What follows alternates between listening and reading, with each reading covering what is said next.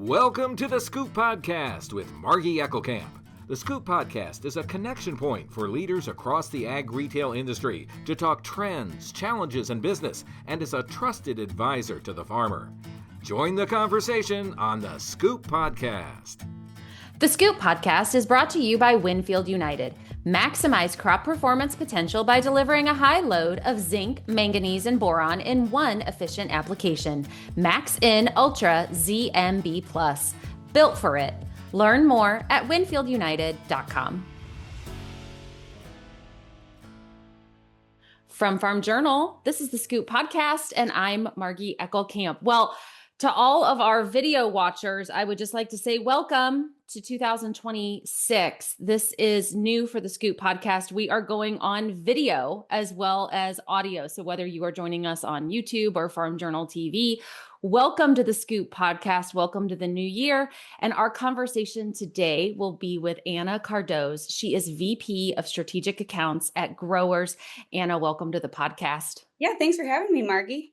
Yeah, thanks so much for being our first video guest. You know, we had this conversation at the Ag Retailers Association conference, and you're somebody who has wanted to come on the podcast, who I've wanted to bring on the podcast, and we are seizing the moment here. So how does going into 2026 find you? Personally and professionally, both very exciting, right? So I think when we look at 2026, we know that there are some headwinds, which buzzword of the year, I think that are going to hit the ag industry. My dad's a farmer, so I hear firsthand from him all of the things that he's kind of thinking about, experiencing, trying to figure out. And to me, that's where there's a lot of opportunity for ag retailers and farmers alike to differentiate themselves and think about how they can continue to show up for their customers, show up for themselves, and add value to their organizations. And at Growers, that's exactly what we're here to do, is to help those ag retailers really add value and continue to differentiate. So I think hard years are where there's a really good opportunity and a lot of hope and chances to take and see what really makes a difference in the industry. And so I get excited about that and, excited in a technology space where we can help retailers and farmers do just that.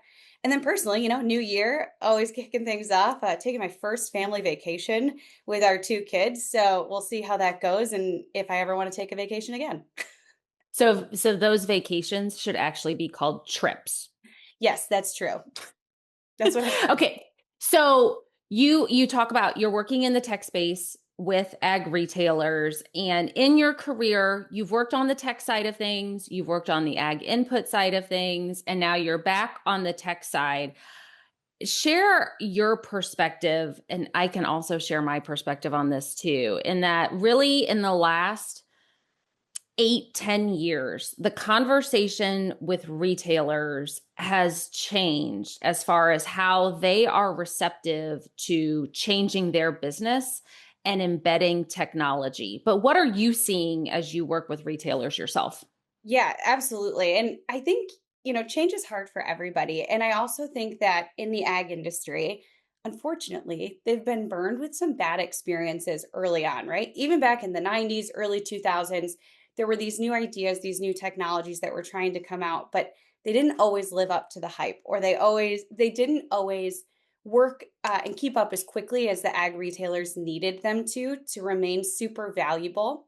Then there was also this mentality of, well, we could probably do this ourselves, right? And then there was a lot of overhead frustration, and I think challenge tied to it. And so what I think has been really interesting is a couple of things. One, I think our technology offerings as an ag tech whole have gotten so much better.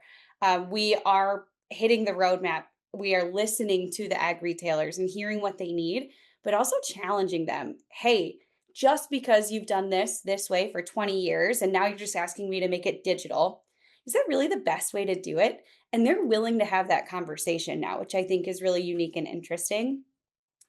I also think that there's this shift in the market of let's collaborate and work together, right? I think ag has always been relationship driven and really trying to help each other out, right? Even if you're viewed as a competitor, but something went terribly wrong, the ag industry shows up and they help, right? And they show up for their comrades. But what I think is interesting is people are understanding the collaboration. Ag retail saying, hey, we want to use this for our digital customer experience. We want to use this for our ERP. We want to use this for our sales team tool. We want to use this for our loyalty component. And all of these companies are willing to work together, or at least more willing than they used to be. And that's where there's some magic that can happen too, is people remaining focused in their disciplines and then collaborating to bring the best experience to the ag retailer so it's not so painful for them to implement technology. So when you're starting that conversation with retailers about what's possible, you brought it up. They're dealing with a lot of different tech vendors, a lot of different software. What kind of audit or inventory are you guys doing? And also, when you do those processes, what are you finding most common? Yeah, so when we do one of those audits, we kind of ask a slew of questions, right? What ERP are you using? Are we integrated there? Do we have to use maybe a different workaround for the time being? What are tools that your sales team really like using today? Do you have a portal that they're using? Are they using something through their ERP? Is it a different sales tool that you implemented? How are you managing and tracking data from all sources, right? Some companies are putting it into like a Power BI or using a third party like big consulting to bring all of those data pieces together. What field analytics software are you using? Are there grain softwares that you're using that are outside of things?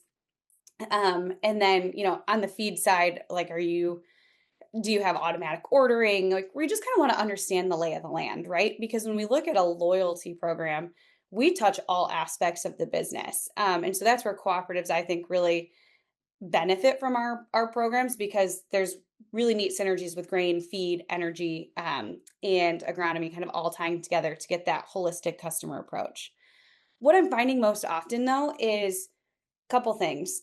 One, you could have the same ERP and you could use it 15 different ways. And I saw that in some previous companies too, that there are some consistencies, but because ag is so nuanced and every retailer does have different challenges, customers, opportunities, even if they're selling the same inputs at the end of the day, their challenges, their business is totally different. And so how they use their technologies is totally different. That's one constant theme. Another constant theme is there are certain categories where retailers have low hanging fruit, right? Again, I'm going to use the co op. And I think grain is one of those great examples, particularly when you get into the Midwest, where, I think every time you turn around, you could probably throw a rock and hit a grain elevator. A lot of these retailers have a ton of grain only customers. And those customers are the lowest hanging fruit, but there hasn't been a reason for them to consolidate their business, right? When you think about it, like my dad is an example. We deliver our corn to an ethanol plant. He takes our wheat and our beans to a different grain elevator. Doesn't take the corn there because it's a little further and he gets a better premium at the ethanol plant. He has a retailer that he buys his seed from. Then he has another retailer where he buys his fertilizer and crop protection. So my dad, a 400-acre farmer, has 4 different people that he's using on a daily basis or in a season. He doesn't have a reason to bring his grain to the co-op, even though they take it. He doesn't have a reason today to buy a seed from the co-op, even though they sell it. They sell the same stuff, right? So we need to give customers that extra carrot to really think about consolidating their business. And that's one thing that I've seen too. Grain is a huge opportunity to take those grain only customers and translate them into agronomy customers. Excellent. Well, Anna, you went ahead and you started diving into what I want to dive into next. And that is really the problem that you guys are solving at growers in the industry. And we're going to do that right after this message from our sponsor. For today's industry spotlight, we have John Zook, Crop Protection Product Manager at Winfield United. John, how can retailers help growers build a nutrient plan that addresses micronutrient deficiency and achieve greater ROI and yield potential?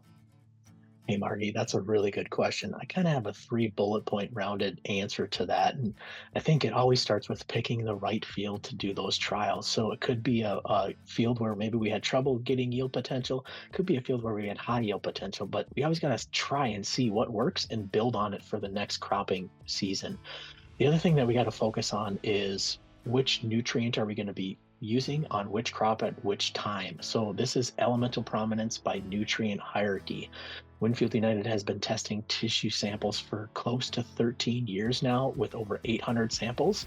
And what we find is zinc and manganese are most efficient in early vegetation timing on corn. As we get later into corn during reproductive, VT to R4, sulfur and boron are most deficient. And then the responsive nutrients that we're finding in soybeans are sulfur and manganese. So those are some key nutrients to watch out for. One product that we like to use in that space is a Maxin product called Ultra ZMB Plus. Now, this contains zinc, manganese, and boron. We've been testing it for a few years, and a lot of our trial information says that we get anywhere from 3.5 to 6.8, 6.9 bushel, depending upon which crop and which timing we place it on. One of the unique things with ZMB Plus, it does have patented technology called corn sorb. And what corn sorb does is it increases the drying time or increases the humectancy, allowing those nutrients to break through those leaf barriers and get into the plant where those nutrients are needed the most. John, do low producing acres still need a nutrient plan? Yeah, so we could go in depth more on this, Margie, but really, I think it's important to understand that even low producing acres do need a nutrient plan. And a lot of times they still need micronutrients because micronutrients is what makes a lot of the other nutrients operate more efficiently. Excellent. And John, who should retailers talk to if they have questions about micronutrients? So we always encourage retailers or farmers to reach out to one of us, a Winfield United representative. We are happy to explain more in detail of what we talk about and what we know about our products, but they can also feel free to visit our website at winfieldunited.com. And that is John Zook, Crop Protection Product Manager at Winfield United. And we're back. We're talking to Anna Cardoze from VP of Strategic Accounts at Growers. So Anna, help me understand what you guys at Growers are really focused on in terms of solving a problem you see in ag retail. Yeah, when we think about the ag industry, it's obviously very relationship driven, and I don't think that will ever change. Super important. Those relationships, those trusted advisor roles are always going to remain mainstays.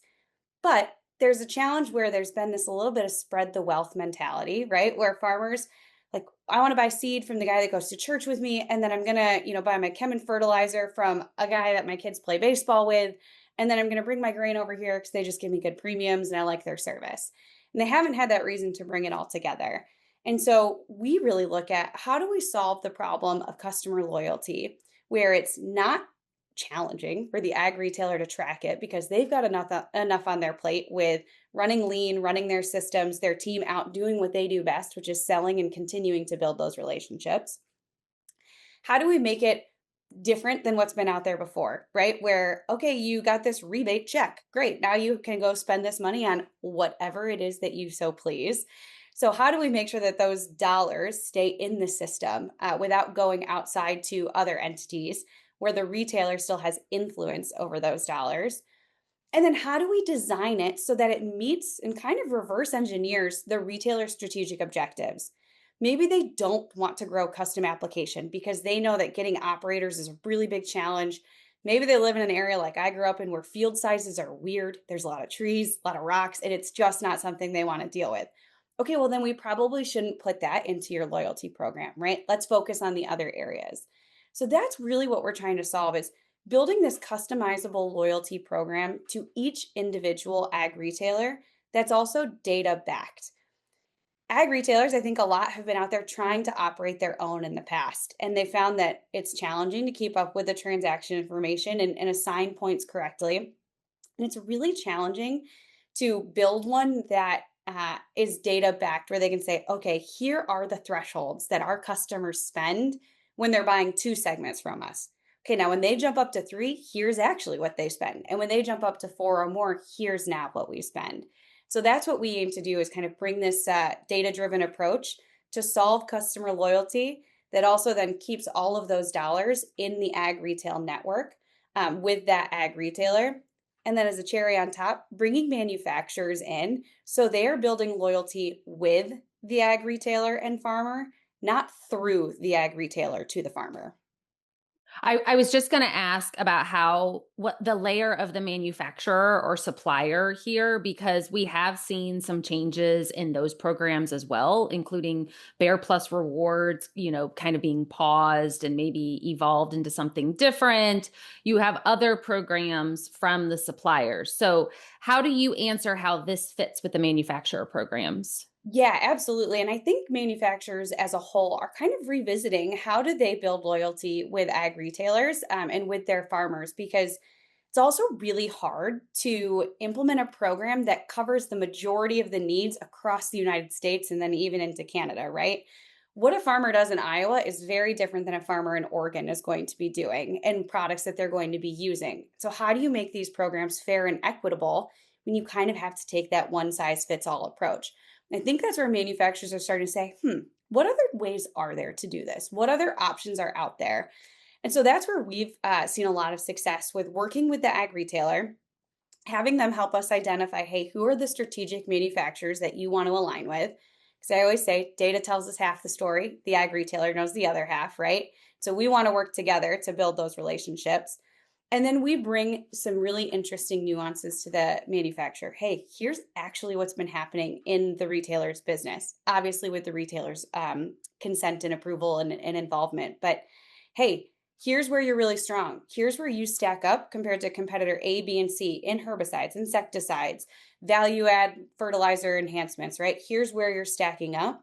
Here's what your customer churn has been. And what I like to call is the boomerang customer. We see this a ton with manufacturers.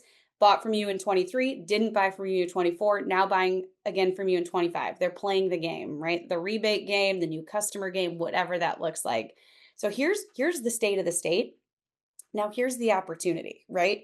If you had an incentive that could only be used on your products at this retailer, here's what you can actually achieve if you converted X% of these customers. And so bringing that opportunity to the manufacturers, they're starting to see some real ROI and an ROI that's very low risk because those points only cost them something when they're redeemed on a future purchase of the products they align with the retailer on, right? So you're not going out there and saying, hey, I've always bought this Corteva product. Now I've got these points and I'm going to continue to just buy that Corteva product. That's not how it works. Great example. We have a retailer who right now customers can earn points on NServe, which is a fall purchase product, but it can only be redeemed on, Sonic Boom, Kyber Pro, some of the newer technology products Corteva is really focused on. So it's only going to cost Corteva anything when those points are redeemed on the products they're trying to grow with that retailer. And I think that's what's really unique is it's giving the retailer a collaborative approach with what makes sense in their market with the manufacturer.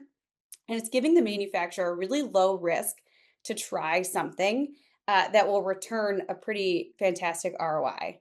We always say it can't be expensive and not work at the same time. The only way it's expensive is if you had a banger product, a banger program that resulted in exponential new sales.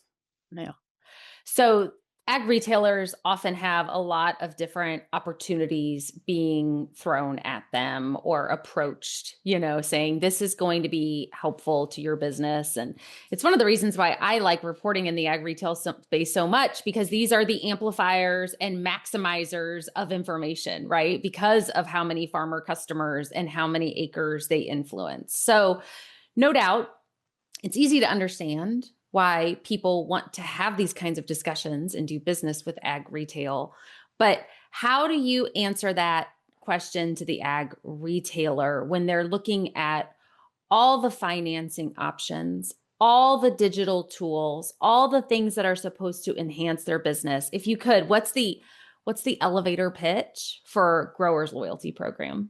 Yeah, ag retail really is the belle of the ball. They are constantly getting solicited, hit with this next great thing that's going to change their lives, right? And then the executive team makes a choice, and then the salespeople and the admins and the operations teams are the ones that have to execute. And so that even is probably challenging and problematic on their end.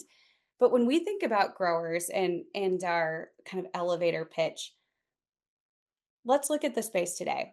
Consolidation is happening both in the ag retail space and at the farm gate.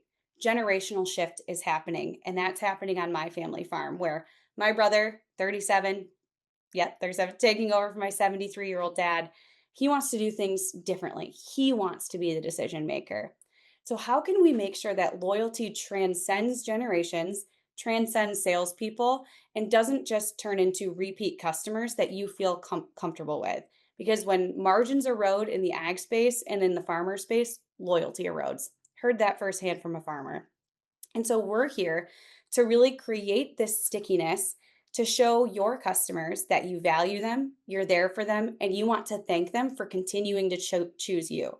The more they choose you across their business, the more they're going to get back on those future incentives that can be used only at your organization. Yeah, excellent. Okay, so Anna, we should also disclose to our audience that we've been working on having you come on the podcast for over a year because you were named our 40 under 40, and not this last year, but the time before that, I do believe. So when I have 40 under 40 recipients on the podcast, I do like to ask the question of what words would you share with those who are in the early chapters of their career in ag retail? One of the biggest things that served me the best in my career is networking and maintaining those relationships. Never being afraid to start a conversation, go talk to somebody new, say yes to these opportunities, even if they make you a little uncomfortable. Being somebody who goes alone to a trade show, maybe being asked to be on a podcast, but that's not your favorite thing, but making sure you say yes to those things. I've been very fortunate in my career that the majority of jobs I've gotten, and if you look at my LinkedIn, I do tend to move throughout the industry a little bit. The majority I've gotten is from folks that I've known or met at other stages in my career. And so to have that network and to be able to know the industry and really have folks that you can lean on when you have questions or want to ideate on things, that's absolutely incredible. So networking, I say that to everybody because to me, that's the biggest gift you can give yourself. The other thing would be push outside of your comfort zone.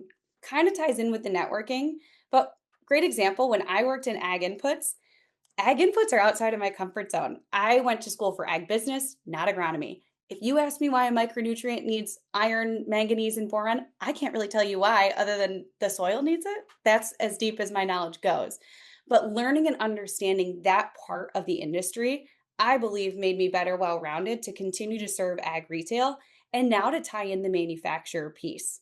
So that's another thing that I think about too is networking and push yourself out of your comfort zone, which that's No, those are excellent. And to let folks know, nominations for the next round of 40 under 40 are now available. So go to thedailyscoop.com. So Anna, so if folks want to connect with you or the team at Growers, where would you point them toward? Yeah, absolutely. You can absolutely go to our website, growers.ag, and check out what we have. Please find me on LinkedIn, Anna Metcalf Cardoze. Happy to connect with you there.